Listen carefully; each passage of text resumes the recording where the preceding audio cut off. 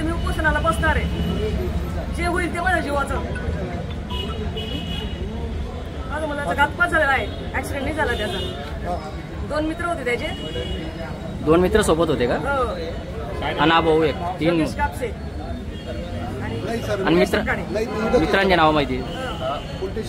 ही जी घटना घडली आहे, गाडीला मार लागलाय उजव्या साईडला. कसा अपघात आहे? अपघातच सांगताय, तो अपघात नाही. त्याला सरळ सरळ त्याच्यासोबत जे होते त्यांनी त्याला ठाण मारलेला आहे, त्याला जीवानीशी जागेवर मारलेला आहे. आम्ही पोलिसांकडून मदत मागतोय, न्याय मागतोय, पण सर्व डिले होतोय आजपर्यंत. तर आम्हाला न्याय कधी भेटेल? न्यायासाठीच आम्ही इथपर्यंत आलेलो. किती दिवस झाले अपघात? हा प्रकार झाला आहे 7 तारखेला रात्री 8 ते 10:30च्या सुमारास. आज तुमची आज 1 तारीख. कुठे झाली ही घटना? ही घटना तो राहतो बेटावतला. बेटावत पासून त्याची घटना देवडस गावाला कमीत कमी बेटावत लावण्या बेटावतपासून 800 ते 900 मीटर अंतरावर. आणि त्याचं देवडस गावाला जायचा कुठलाही काही एक संबंध. तो राहतो बेटावतला, तर बेटावतलाच जाईल. पण त्याच्यासोबत जे 2 पोरं होते ते होते देवडस गावचे. तर आज काही नाही त्या दोघा मुलांनी, त्याच्या मित्रांनी त्याला मारून तिथं ठेवला आहे नाही ठेवला आहे ते आम्हाला नाही माहिती. सर्व गावातील लोक म्हणतात अपघात आहे, पण हा मुळीत अपघातच नाही. त्याच्यामुळे आम्हाला त्यांच्या विरुद्ध ठाम मत आहे आणि तक्रार द्यायची, त्यांच्यावर 302चा गुन्हा दाखल करायचा आहे. पोलिसांचा तपास काय सांगतो आपल्याला? पोलिसांचा तपास घेतलेली साधा जबाब घेतलेला आहे फक्त. त्याचा कॉल झाला, कॉल तर त्यांनी कॉलचं त्याचा फोन वगैरे बघितला, कॉल डिटेल्स बघितली. तर ते म्हणताय आम्ही वाघारीपासून साईडला होतो, आम्ही आमच्या गावाला होतो. घरी गेल्यानंतर त्याच्या सोबतच्या मित्राला अजून एक मुख्य म्हणजे जो कापसे म्हणून आहे, योगेश कापसे, त्याच्या उजव्या डोळ्याला 4 टाके लागले त्याच दिवशी. तो सांगतोय की मला गावातील माणसाचं कडं लागलं. तर त्याला आम्ही विचारलं, साहेबांनी विचारलं, तर कोण आहे? तो त्याचं नावही सांगत नाही तो. आणि तो मुळात काहीच या प्रकरणात बोलत नाही. त्याचे कॉल डिटेल्स ते दोघांचे रात्री 8:30 वाजेपासून तर 11 वाजेपर्यंत कंटिन्यू एकमेकांची दोघांशी बोलणं झालेलं आहे. तर ते एवढं घरी गेल्यानंतर एवढं काय बोलले. आणि दुसऱ्या दिवशी हा स्पॉट झाला, त्या दिवशी तेवढंच गावचे पूर्ण गाव तिथं, लहान लेकरापासून स्त्रियांपासून सर्व तिथं स्पॉटला होते. हे दोघं स्पॉटलाही आले नाही आणि त्याच्या प्रेत यात्रेलाही आले. त्यांना विचारलं तर ते सांगताय की आमचं नाव घेतील म्हणून आम्ही आलेलो. नाव काय घेतील? तुम्हीच आहे, तुम्हीच केलेलं आहे, तुम्हाला घ्यायचं आहे आम्हाला, त्यांच्यावर आम्हाला गुन्हे दाखल करायचे. त्याने योगेश कापसेने त्या सकाळीला कमीत कमी रात्री 20 ते 21 वेळा फोन केलेले. आपल्याकडे तपास आहे काय? अकस्मात दाखल केलेलं आहे, 8 तारखेला अकस्मात दाखल केलेलं आहे. त्याचा तपास माझ्याकडे दिलेला आहे. तर मग आपण घटनास्थळ पंचनामा केलेला आहे 20 ते 25 दिवस. नंतर मग साक्षीदार यांचे साक्षीदारांचे जबाब घेतलेले, जबाब घेऊन ते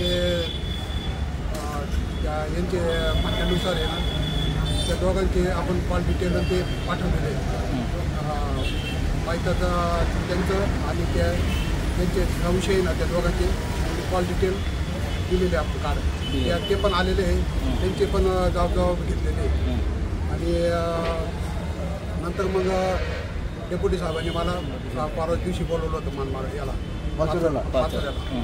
त्यांनी त्यांच्या सूचना ते दिलेल्या आहे, त्या सूचनाप्रमाणे तपास चालू आहे. माझा नेमका तपास काय करतात आता म्हणजे पूर्ण कुठं थांबले, काय थांबले, ते डॉक्टरला ट्रीटमेंट काय केली, कुठं काय ते याला त्या डॉक्टरला बोलून त्यांचं स्टेटमेंट घेणार आहे.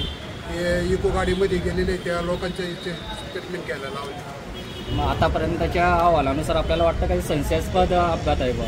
डेप्युटी साहेबांना वाटतं, यांना नाही वाटत. आणि डॉक्टरला पण पत्र दिलेलं आहे, हा अपघातामुळे झालं का घातपातामुळे झालेलं आहे.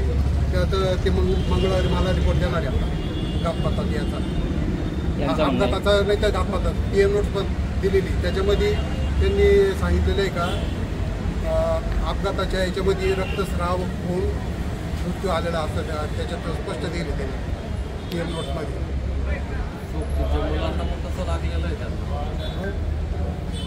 त्यांना कसं लागलेलं आहे? मग ते त्यांच्या म्हणण्यानुसार आहे ना, वाघारीमध्ये त्या का जाताना वाघारी गावामध्ये नाही बेटावतमध्ये त्यांना कोणाला तरी धक्का लागलेला आहे. तर त्या धक्का लागल्यामुळे मग तिथं ते पडले वाटतं.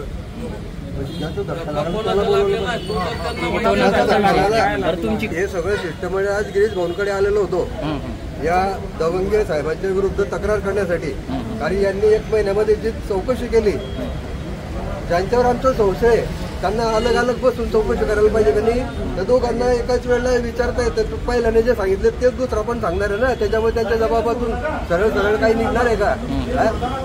झाली ती मोटरसायकल डाव्या बाजूने जर पडलेली घसरलेली आणि उजव्या बाजूनं सायलेन्सर दगडाने ठोकलेलं आणि माणसाला कळतंय. पुढचं शिल्बम वगैरे दगडाने ठोकलेला कळतोय. ते फायबर तुटलेलं नाहीये.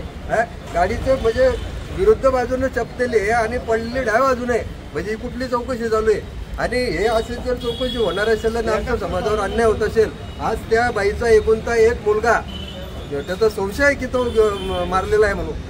अनुकंपा तत्वावर तो डॉक्टर म्हणून बेटावतला सर्व्हिस असताना आणि अशा पद्धतीने केवळ मौज मजा करण्यासाठी किंवा दारू पाणी किंवा क्रिकेटच्या याच्यातून त्याचा काहीतरी वाद झाला आणि त्याच्यावर अशी आपत्ती उडवल्या आणि त्याचा त्या ठिकाणी मर्डर झाल्याचा संशय. आणि संशय असताना सुद्धा पोलीस त्या पद्धतीने काम करत नाही. आणि म्हणून आज आम्ही ही तक्रार करण्यासाठी तपासी अधिकारी जे आहेत दवंगे साहेब यांची तक्रार करण्यासाठी गिरीश भाऊंकडे आलेलो होतो. परंतु गिरीश भाऊ नसल्यामुळे आम्ही आज इथं प्रत्यक्ष त्यांची भेट घेतली. DYSP साहेबांनी सुद्धा आम्हाला त्यांची भेट घ्यायची सांगितलेली होती. आणि आम्ही आता 8 दिवस वाट बघू.